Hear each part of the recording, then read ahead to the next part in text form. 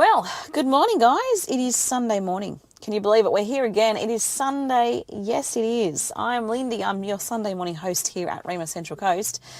Welcome to Sunday. Welcome to a new start of the week, because it is the start of the week. Now I've got to go back to work this week. Ugh, yuck, not fun. But anyway, it is what it is. And really, actually, when I say that, I'm like, yeah, once you get there, it's kind of like, yeah, all right.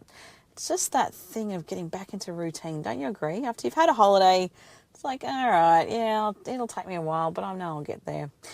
Yeah, I'll finish. I'll just stop complaining for you now and get on with it. Hey, shall we? Yes, let's do that. Guys, this morning we are kind of changing things up a bit. I am somebody who, I love to explore things in a deeper area, a deeper sort of, deeper way. I like to sort of explore all the different aspects and areas of a topic. And today, I especially like to do it on a spiritual level. I think it's really cool to be able to sort of sit and sort of just absorb things from a spiritual aspect. But today I'm feeling like I am meant to be doing things a little bit different, purely from a psychoeducation sort of perspective. So what does that mean? Psychoeducation is pretty much in terms of it's about allowing people to sort of get some insight or information into things that may impact them and their social well-being, their overall well-being, their psychology, if we're actually going to it. And so today I want to explore a subject that is, for some reason, it's been sitting in front of me in so many different ways. And I think it's one of those things that we need to highlight. And I'm thankful that we live at a time where it's okay to do it. We live in a generation that is finally saying no to this, is standing up and saying we are not going to allow family and domestic violence. That's where we're going this morning. But so many people don't know what that involves. They don't know what that actually consists of. What is it? What does it mean? What is and is not okay. Now, for myself, I have a deep, deep love or a deeper passion that's sort of evolving. It's something is stirring in me at the moment that when it comes to this stuff, I really believe that there is power in educating our generations to come. Our children, our youth, our young people, and those who are younger than us, who might be still caught up in what is and is not okay when it comes to relationships. If we give people the information, if we give them ways to get out of situations like this, ways to be aware of their own behaviour, they're tools that can go a long way. And I'm all about that. I think it's such a powerful gift to be able to pass on information that can help a generation or the generations to come to do things differently. So today I want to start with simply saying that as we kick things off, I personally, from a professional perspective and as a minister's wife, have worked with situations where I've been involved with victims escaping from their perpetrators. I've been involved in the trauma that has come from those situations. I've sat in counselling rooms and shared, those sorts of scenarios, and those I've heard the stories. I've heard the impact. I've seen it myself. And I've also worked with those who are perpetrators. I've heard their stories, and I've heard how they got to a place where somehow along the line they learnt that the things that they were doing or about to do were okay. So I know that this subject, it is a subject that there's no easy solution. That's as simple as I can put it. There is no easy solution to this because it's a big one.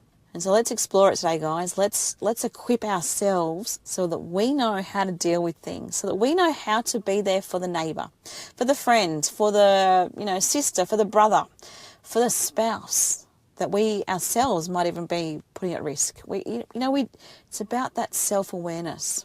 How can we know what we need to know to be able to help those people in our life, whether that's in terms of how we interact with them ourselves, or in being there to protect and prepared to stand up and say, I've got you.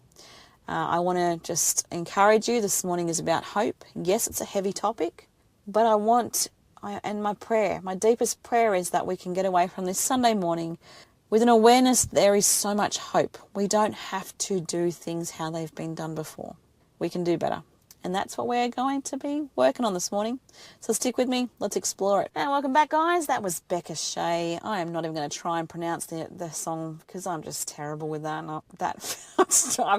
If you knew the amount of times I've sat here and tried to say it, no, it's not going to happen. Great song, though, wasn't it? I'm not going to try that.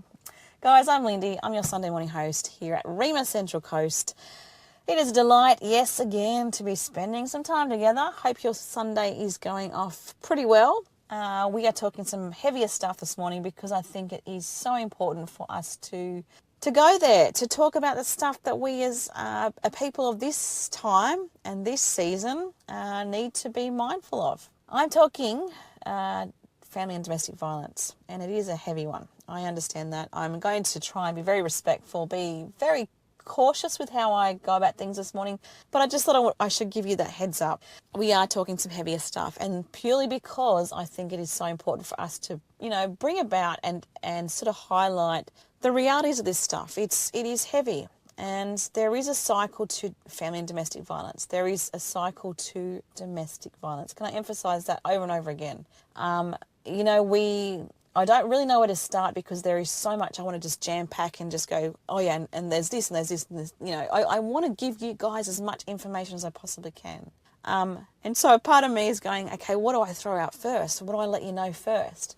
But I'll start with this. I will start by saying that there are so many different types of abuse. There are times that we can think, and historically I think it's pretty sad that we have brushed things off with, oh, well, they didn't hit me. There was no physical harm. There is plenty of other ways that we can be damaged. And we're in a time now where we need to be prepared for it. We need to wake up and go, what is and is not okay? And so I'm bringing sort of some light to it, I hope, so that you guys can be better prepared to help those in your world who might need this information, or you yourself might need to see things for what they are. So I guess the best part for me to kind of start with is the types of abuse that are out there. If we look at the government itself, the Australian government, giving us a bit of an idea of what we need to be looking for, they have summarised this down to quite a few different things. Coercive control, you may have heard of this, or controlling behaviour. Now this is one of those things that it kind of sounds like a bit like, where do we go with that? Coercive control, if I want to give you that information, it can be the isolation, it can be a lot of sort of fear-based stuff, it can be the mind games that come with that. It can be the I need to know where you are at all times sort of thing. It needs, it can be all that sort of stuff that is horrible to live with. Physical violence is another thing that was emphasised here. We've certainly just covered that very briefly. Physical, obviously you're looking at things where you're physically harmed.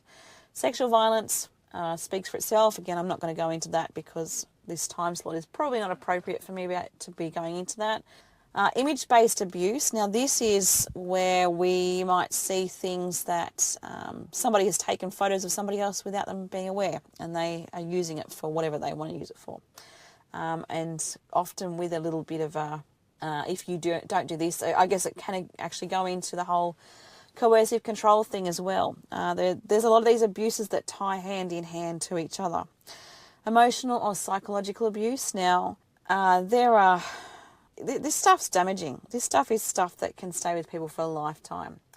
Emotional, psychological, from the description given to me on this website, just because I'm trying to keep it as simple as I possibly can. It can be things, well, here we go. They've got here, I'm looking up act.gov.au. Emotional or psychological abuse is when someone says or does things to make a person feel bad about themselves. They undermine their self-esteem or make them feel scared or powerless. It's those things that are said that make you question your value, your worth. They stay with you. Now, certainly I think we're in a time where we're very mindful of that need to build resilience. So there are times where we need to take things on board and go, okay, is there any truth to this? But when we're talking emotional or psychological abuse, we certainly can understand that it runs deeper than my boss is giving me some constructive feedback. There is a difference. and the people that we live with who are supposed to love us the most, saying the things that hurt us the most, it is devastating. It crushes the soul, it crushes the mind, it crushes the drive to keep going. And so it is a big deal. We, are going on further. There are several other things here that I could highlight. I might just do another 2 and then we might sort of just come to a bit of a hold. But social abuse and spiritual, religious or cultural abuse are the next 2 that are identified here. I have, if I think of the religious one, I'm going to jump ahead to that one purely because it is something that I think is relevant to us here on a Sunday morning. And we are obviously a Christian radio station. We have to be mindful that many of us are associated with churches, and we need to be aware that, this stuff can happen within our own religious circles. And it's brutal. And if we are talking within the home, it can happen with people threatening their spouse. I've seen it myself. I've heard it myself. We've come across that sort of stuff in ministry, a few churches back. We've had a spouse come to us and just devastation because the scriptures was kind of blurted over this particular person over and over and over because they should be doing this because scripture says this, and totally misusing what is actually the context of what the scriptures say. It's brutal, and it comes in all sorts of forms.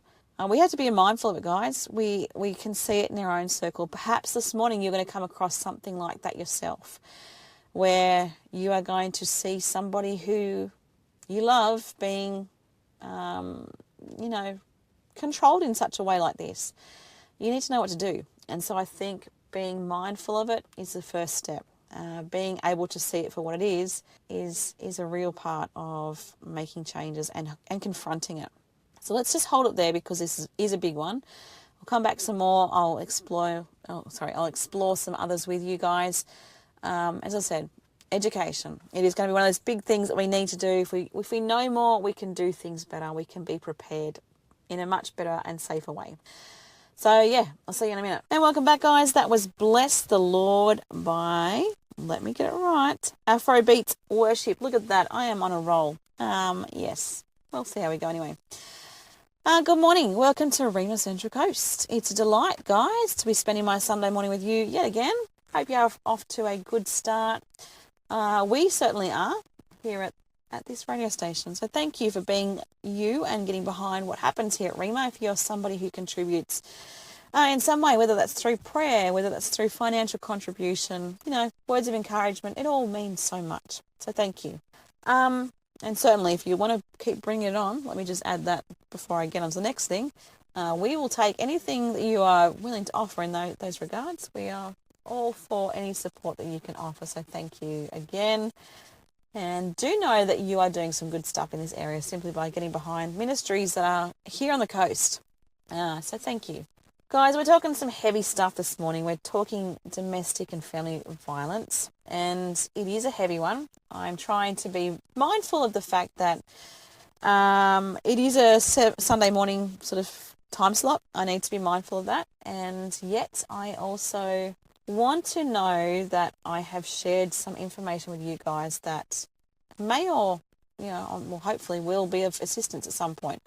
Or should I say, hopefully is not, because if you don't have to use any of this stuff, that's even better. But sadly, we live in a world where it is quite a common thing to come across a loved one who is being, taken advantage of, being treated poorly, and ultimately they need to know they've got some sort of sense of hope.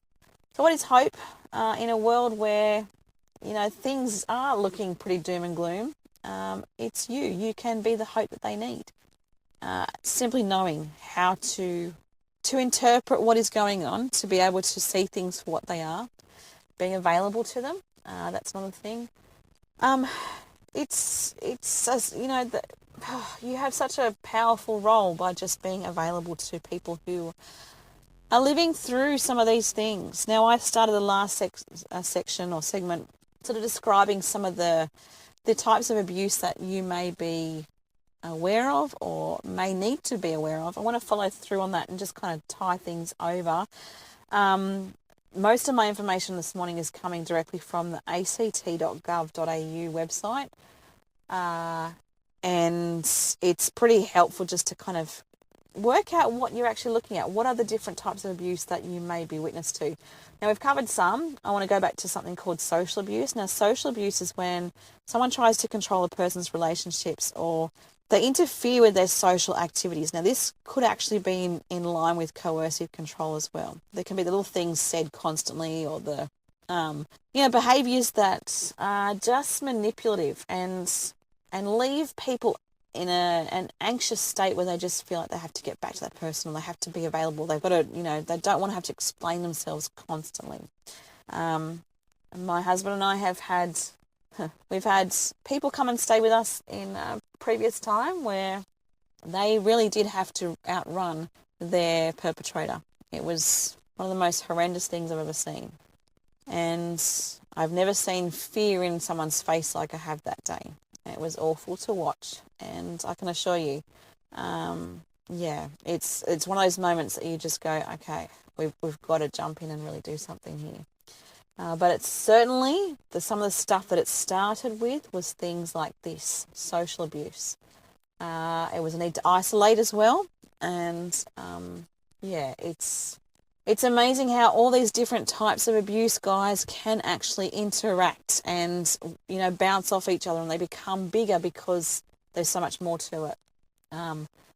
Isolation is a big part of it. So if you see this sort of thing happening, be on it. Be on guard and be able to ask the questions, are you okay? And ask for the real answers. Really go there. They may not be ready to kind of say, yeah, I'm in a position where I am being isolated, or I'm being, whatever. Or they may not even see it themselves.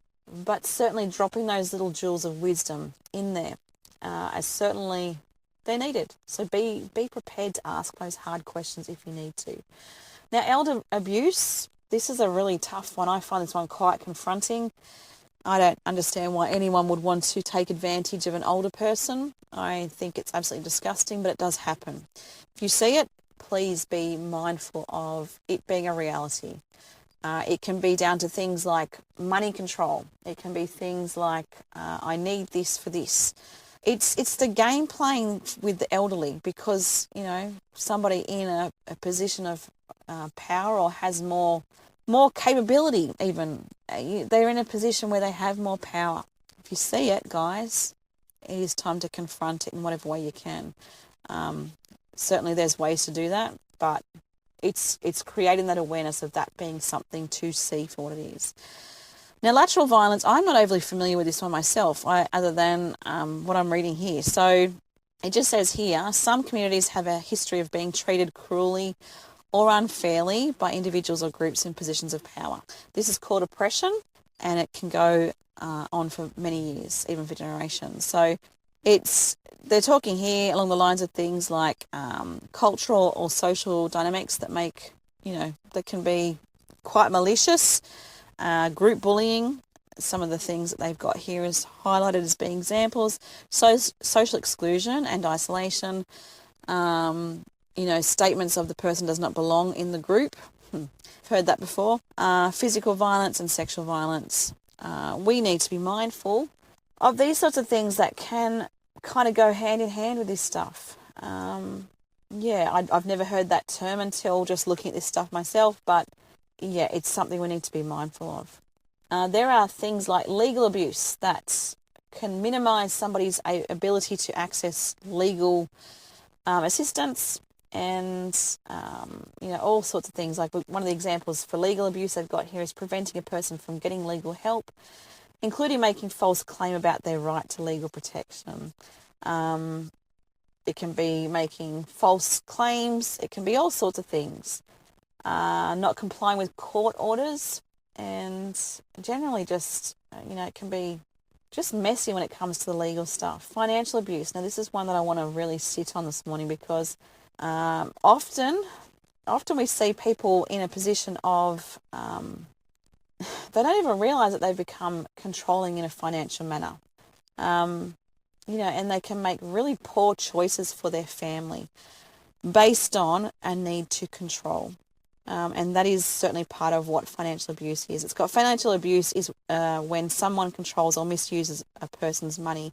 So if you've got somebody in your home who is in control of all your finances and you're left with nothing, you're left powerless, and it's not okay. We've only got a few more to go through, but generally they're kind of just, they speak for themselves. Technology facilitated abuse or tech abuse. That could be monitoring text messages, phone records, social media activity. It's that need to know what is going on constantly. Control certainly comes into that. Stalking and harassment. I need to know where you are, what's happening, who's around, who have you spoken to, all the details, until it becomes this obsession. It's not nice. And reproductive abuse, I've highlighted here as preventing a person from using birth control or forcing them to have unprotected interactions. Let's go there. There might be a thing for someone to be pressured to get pregnant, or to, end a pregnancy. All sorts of things related to the sexual or reproductive abuse. It's a big one, guys. There are so many different elements to domestic and family violence, but awareness, it's a big part of it. Let's hold it there. I'll come back in a minute and we'll talk some more DV stuff. I'll see you in a sec. And welcome back, Coasties. Yes, it is Rhema Central Coast you have joined this morning. Good morning. I'm Lindy. I'm your Sunday morning host here. Yes, I am. So that must mean it's Sunday. Hey, yeah, I guess so. Guys, that was Still by Amanda Cook, and I certainly am one for encouraging us to sit still, be still, and know that God is indeed God. He's a good God at that. I want to just kind of give you guys a bit of a heads up. If you're just joining us this morning, I'm talking some pretty heavy stuff this morning. We're talking domestic and family violence. I am speaking on this because I do believe that we have a generation or generations to come that have hope. I'm not doing this as a slam. I'm not doing this as a need to come down or condemn. Certainly we can do things better. Of course we can. We can always do things better. But part of that comes down to psychoeducation. Being mindful of how things work. Being mindful of social issues. How do they play out? Being mindful of what we can do to help the generations, to come after us to make better choices. Now, I have in my workplace, and a lot of my work history has been working with anger management and aggression, that sort of stuff.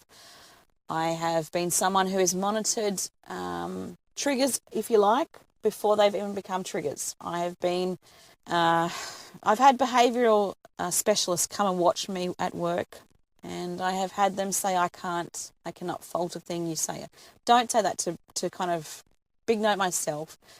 But I'm just saying that naturally I'm someone who is drawn to why people are emotionally responsive in particular ways. That was encouraging to be able to hear that the observations I was able to make and the way that things were being handled out, and played out were, on track. So I speak with confidence when I sit here this morning and say that it is really hard. It is really hard to understand that level of anger or that need to control. But I also know that by working with younger people, as I have been doing, we have a hope that many generations before us did not have. Because if we can get into their minds, into the way that they're thinking, the way that they're responding, the triggers that they're exposed to, if we can get into that, if we can see things for what they are, what is going to set them off?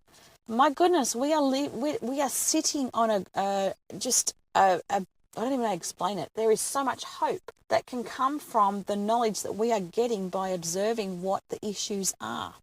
It's so encouraging to see that the things that we have done, the generations before us, and the way that they have just played things out because their parents did it, their parents' parents did it, the cycles that continued from one generation to another. If we can be tapping into those things, breaking them down, working out why people are as angry as they are, even as children, we can give them choices. One of the most powerful moments I had recently was working with a younger person, and the anger that I saw in this poor little person's face, I've never really seen before. Not to this point. It was extreme. Thankfully, I had a bit of a way to divert that anger, and we worked on that together. And as I stood there, I thought, this is what it's about. It is about preparing our generations to come to find healthy ways to deal with these sorts of things. We are all going to experience anger. We're all going to experience things that don't seem right. We're going to feel the injustices of the world. We're going to feel the need that if our partner does something, our spouse does something that upsets us, and maybe it upsets us to the core. Maybe it strips away at who we are and makes us question how we value ourselves. But we have a responsibility in how we respond to that. And this is the key in breaking down domestic and family violence from a younger age. We have to educate, we have to assess, we have to be mindful of what is going on so that we can help them to make better choices later on. If that doesn't give you hope, my goodness, I am so hopeful for what is yet to come. Because we're acknowledging it, guys. Finally, our generation, this time, this season, this part of our walk, 2026, we're sitting here and we're talking about this stuff openly with a positive spin. It is awful what some people are enduring. We need to get those people to a safe place. But if we're thinking about the long-term, impact of this and how we can change things up, there's hope. We've just got to educate. We've got to educate, and we've got to know ourselves what that means to pass on. Now, cycles of domestic violence, they come in, all sorts of forms, but for the most part, you will see a bit of a cycle. You will see people in the honeymoon period. It's beautiful. There's things happening where everything is lovey-dovey. It's amazing. Then things start to build. Things start to feel a little bit like, oh, there's a bit of tension here. There's something not quite right. That'll build some more.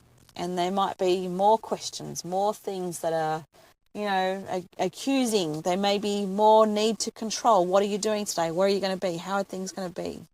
And it escalates even more. It moves forward to an explosion. That can come in all sorts of forms, but if you're talking physical violence, that we might see the big impacts there. And then from there, we see the honeymoon period again. I'm so sorry I did that. I'll never do that again.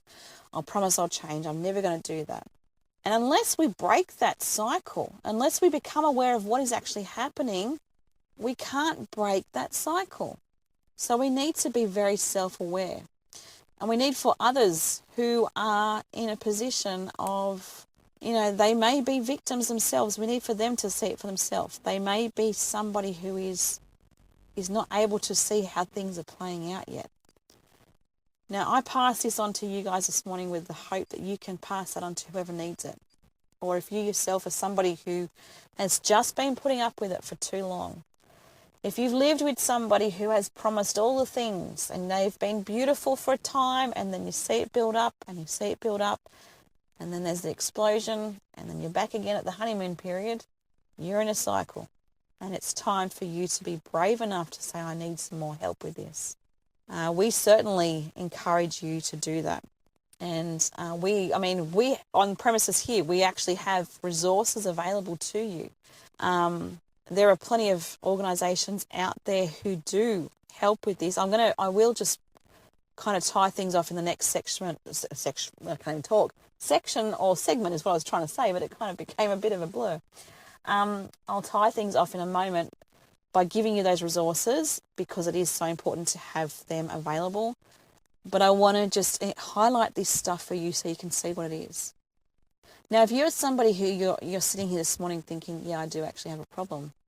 I'm not somebody who this is happening to. I'm doing it myself. It's time for you to get some help too, guys. And I say guys generally, that could be a girl, that could be a guy. I just mean just people. If you are somebody who recognises that, yep, you've been controlling. Yep, you've held those finances too closely to you. Yep, you've needed to know too much about what your partner is doing. Your spouse, your daughter, your whoever, doesn't matter.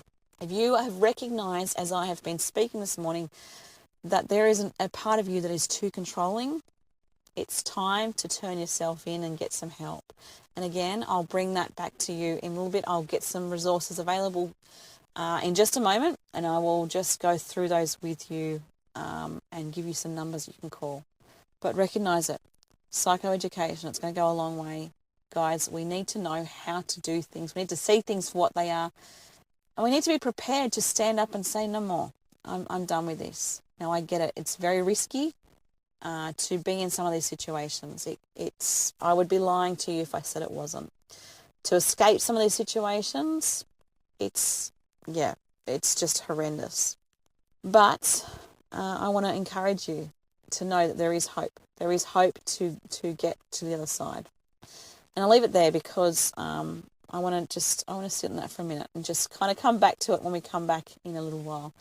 I'll see you in a sec. And welcome back, Coasties. That was Same God by Hannah Kerr. Good morning. Welcome to Rhema Central Coast. If you're just joining us for the first time, I'm Lindy, and I am hanging out with you guys this morning. We're talking some heavier stuff today, guys. We have been all morning, purely because I believe in the hope that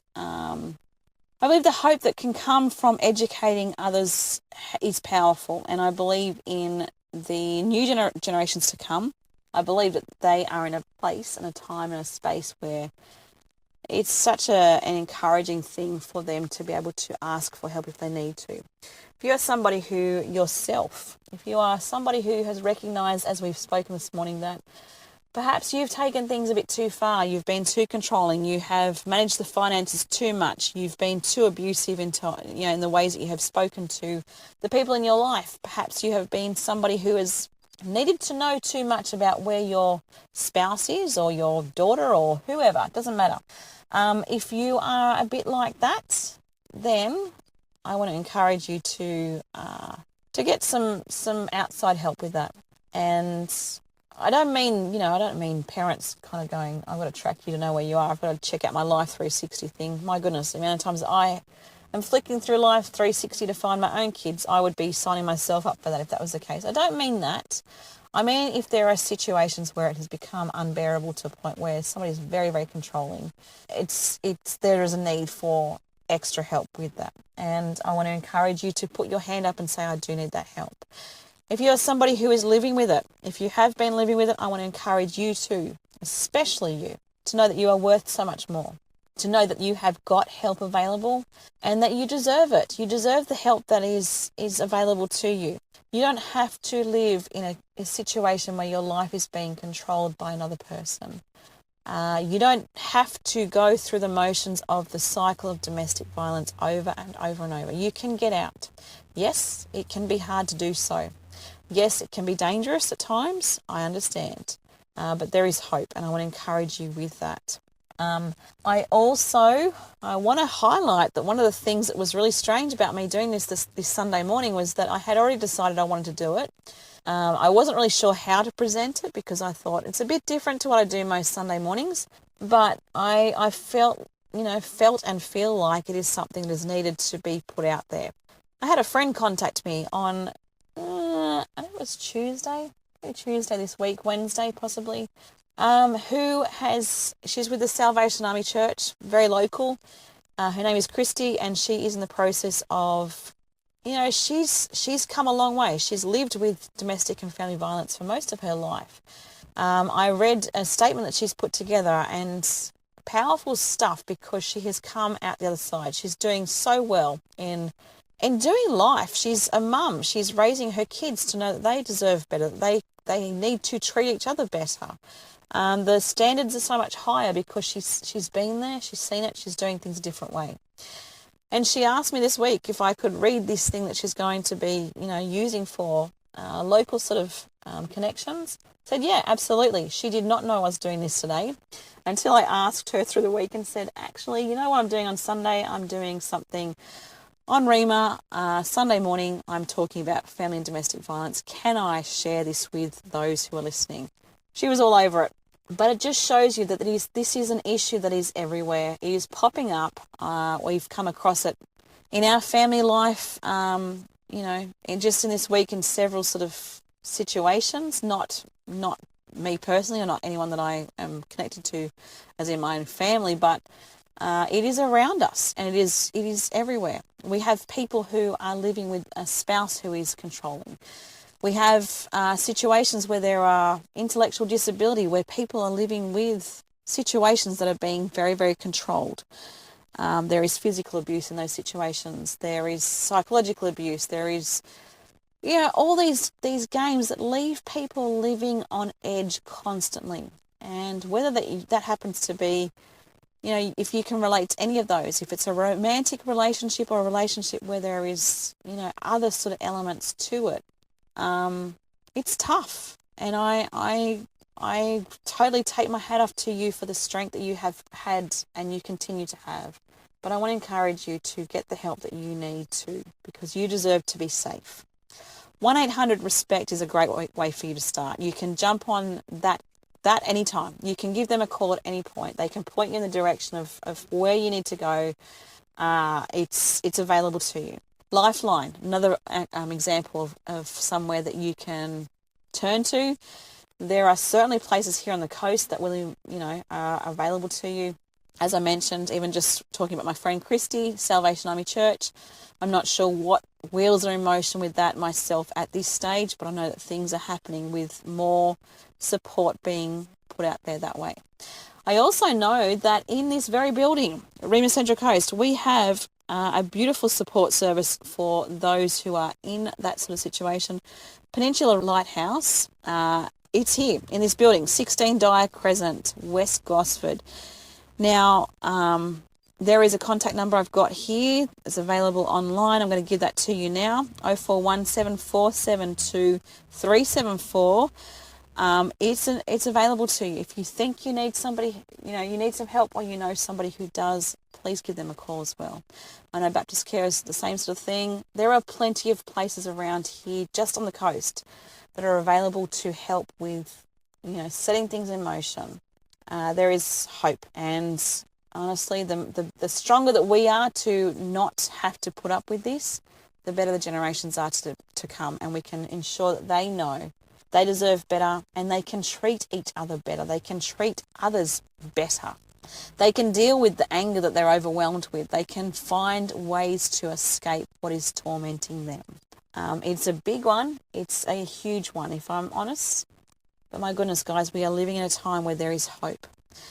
Hope, hope, hope. That's what we move towards, is it not? I think so. Guys, have a super Sunday. I do hope that this morning has helped you a bit. I hope it's helped to educate you, and certainly be brave if you need to. Be brave if you decide you have gone too far. Be brave if you decided you need the extra assistance. I'll see you next Sunday. Hope and prayers. Thank you for your support. I'll see you next Sunday. See you guys.